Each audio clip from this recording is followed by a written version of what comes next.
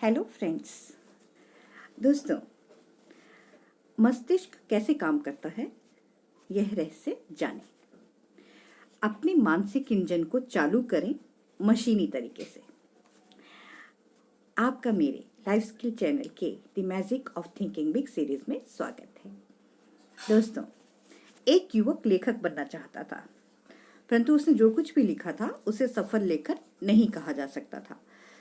उसने बोला कि मेरी समस्या है कि कई बार पूरा दिन पूरा हफ्ता निकल जाता है और मैं एक पेज भी नहीं लिख पाता। और उसने कहा कि लेखन कोई आसान काम नहीं है, यह बहुत रचनात्मक कार्य है। इसके लिए आपको प्रेरणा चाहिए होती है, आपका मूड होना चाहिए। दोस्तों, ये बात सच है कि लेखन रचनात्मक होता है, परंतु मैं आपको एक सफल लेखक की बात बताना चाहता हूँ जिसने कहा था कि यही वह राज की बात है जिसके कारण वह इतना सफल लेखन कर पाया। मैं दिमाग को मजबूर करने वाली तकनीक का इस्तेमाल करता हूँ। मेरे पास हर काम की डेडलाइन मौजूद होती है और मैं प्रेरणा के आसमान से उतरने का इंतजार नहीं करता। मैं मूड के सही होने का भी इंतजार नहीं कर सकता। मुझे मूड बनाना आता है। और उसने कहा कि यह रहा मेरा तरीका। मैं अपनी टेबल कुर्सी पर बैठ जाता हूँ और अपनी पेंसिल उठाकर लिखने बैठ जाता हूँ। जो भी मन में आता है मैं लिखने लगता हूँ। मैं हाथ चलाता हूँ और कुछ समय बाद मुझे पता ही नहीं चलता कि कब मेरा मस्तिष्क सही दिशा में चला जाता है और मुझे प्रेरणा मिल जाती है और मेरा सचमुच ही लिखने का मूड बन जाता है। कई बार जब मैं नहीं लिख रहा होता तब भी मेरे दिमाग में अचानक जोरदार विचार आ जाते हैं, परंतु ऐसे विचार मेरे लिए बोनस की तरह होते हैं। ज़्यादातर अच्छे विचार मेरे दिमाग में तभी आते हैं जब मैं काम करने बैठ जाता हूँ। तो कर्म होने के पहले कर्म करना पड़ता है। यह प्रकृति का भी नियम है। दोस्तों, कोई भी चीज अपने आप शुरू नहीं होती। वे यंत्र भी नहीं जिनका आप रोजाना इस्तेमाल करते हैं। आपके घर में ऑटोमेटिक एयर कंडीशनर होगा, परंतु आपको अपना मनचाहा तापमान तो चुनना ही पड़ता है, कर्म करना पड़ता है। आपकी कार अपने आप गियर बदल लेती है, परंतु उससे पहले आपको सही लीवर दबाना पड़ता है। यही सिद्धांत दिमाग के कर्म के बारे में भी सही है। आपको अपने दिमाग को सही गियर में लाना होगा, तभी वह आपके लिए सही काम करेगा। एक युवा सेल्स मैनेजर ने बताया कि वह किस तरह अपने सेल्समैनों को मशीनी तरीके से दिन शुरू करने का प्रशिक्षण देता है। उसने कहा कि हर सेल्समैन जानता है कि घर घर जाकर सामान बेचने वाले सेल्समैनों को कितनी दिक्कतों का सामना करना पड़ता है। हर सेल्समैन को सुबह की पहली बिक्री से डर लगता है। वह जानता है कि उसका दिन भारी गुजरेगा, इसलिए वह पहले घर का दरवाजा खटखटाने से बचता रहता है। वह 2 कप कॉफी ज्यादा पीता है, आस पड़ोस में फालतू घूमता रहता है और दर्जनों बेकार काम करता है, सिर्फ इसलिए कि वह पहले घर का दरवाजा खटखटाने से बच सके। मैं हर नए व्यक्ति को इस तरह से सिखाता हूँ। मैं उसे बताता हूँ कि शुरू करने का एक ही तरीका होता है और वह है शुरू करना।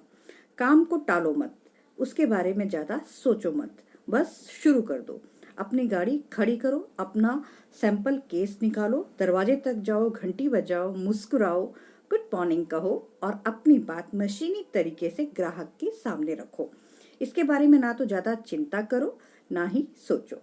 इस तरह शुरू करने से आपकी हिचक दूर हो जाती है और दूसरे तीसरे घर के दरवाजे तक के सामने पहुंचते पहुंचते आपका दिमाग पैना हो जाएगा और आपकी प्रस्तुतियां अपने आप प्रभावी हो जाएंगी। एक व्यक्ति ने कहा था कि जिंदगी की सबसे बड़ी समस्या गर्म बिस्तर से निकलकर ठंडे कमरे में आना थी और उसकी बात में दम था। आप जितनी देर तक बिस्तर पर पड़े रहेंगे और सोचते रहेंगे कि बाहर निकलना कितना कष्टकारक है, ऐसा करना आपके लिए उतना ही मुश्किल होता जाएगा। इस तरह की सीधी सादी सी बात में भी, जिसमें आपको अपनी चादर हटाकर अपने पैरों को फर्श पर रखना है, आपको डर लगता है।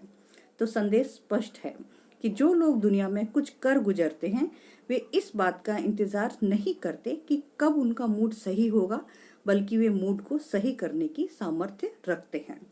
यह 2 छोटे छोटे प्रयोग हैं, इन्हें करें। पहला, छोटे परंतु कष्टदायक कामों को करने के लिए मशीनी तरीके का इस्तेमाल करें। उस काम के बुरे पहलुओं के बारे में सोचने की बजाय आप बिना सोचे उस काम को शुरू कर दें। शायद ज़्यादातर महिलाओं को बर्तन साफ करना सबसे कष्टदायक काम लगता होगा।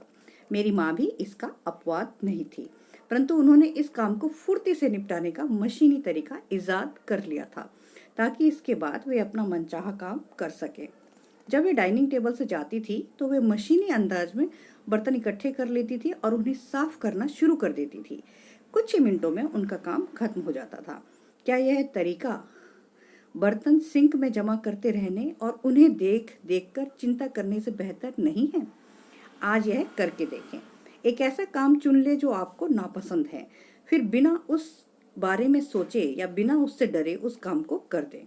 नापसंदगी के छोटे छोटे कामों को करने का यही तरीका सबसे प्रभावी है। नंबर 2, अगला कदम यह है कि आप विचार करने, योजनाएं बनाने, समस्याएं सुलझाने और दूसरे दिमागी कामों के लिए भी मशीनी तरीके का इस्तेमाल करें। आप मूड बनने का इंतजार ना करें, इसकी बजाय बेहतर यही है कि आप बैठ जाएं और अपने मूड को बना लें। यहाँ एक खास तकनीक दी जा रही है जो आपको काफ़ी मदद करेगी। पेंसिल और कागज का इस्तेमाल करें। 5 सेंट की एक छोटी सी पेंसिल दुनिया का सबसे महान एकाग्रता यंत्र है। अगर मुझे एक बहुत शानदार साउंड प्रूफ ऑफिस और पेंसिल कागज में से किसी एक को चुनना हो तो मैं यकीनन पेंसिल और कागज को चुनूंगा। पेंसिल और कागज से आप अपने दिमाग को किसी समस्या से बांध सकते हैं।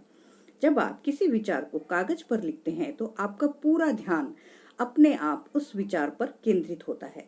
ऐसा इसलिए होता है क्योंकि आपका दिमाग एक साथ 2 काम नहीं कर सकता। एक ही समय पर आपका दिमाग एक विचार को सोचे और दूसरे विचार को लिखे, यह नहीं हो सकता। और जब आप कागज पर कुछ लिखते हैं तो आप दरअसल अपने दिमाग पर लिख रहे हैं। परीक्षणों से यह साबित हो चुका है कि अगर आप कागज पर लिखकर कोई चीज याद करते हैं तो वह आपको लंबे समय तक और ज्यादा अच्छी तरह से याद रहती है। और एक बार आप एकाग्रता के लिए पेंसिल और कागज की इस तकनीक में पारंगत हो जाएं, तो फिर आप शोरगुल के माहौल में भी सोच सकेंगे। जब आप सोचना चाहें, लिखना शुरू कर दें या डायग्राम बनाना शुरू कर दें। अपने मूड को बनाने का यह बेहतरीन तरीका है। अब मैं आपको सफलता का जादुई फॉर्मूला बताना चाहता हूँ। कल, अगले सप्ताह, बाद में, किसी और दिन, किसी और समय, यह सभी असफलता के शब्द कभी नहीं के पर्यायवाची है। बहुत सारे अच्छे सपने कभी सच नहीं हो पाते क्योंकि हम यही कहते रह जाते हैं, मैं इसे किसी दिन शुरू करूंगा, जबकि हमें यह कहना चाहिए कि मैं इसे अभी शुरू करता हूं। तो देखा दोस्तों, किस तरह से इन छोटी छोटी टेक्निक्स को अपनाकर हम सफलता की एक नई राह पे चल पड़ेंगे। तो दोस्तों, यकीनन आपको मेरी वीडियो पसंद आई होगी। आप इसे अपने दोस्तों में शेयर कीजिए, लाइक कीजिए, सब्सक्राइब कीजिए। राधे राधे दोस्तों।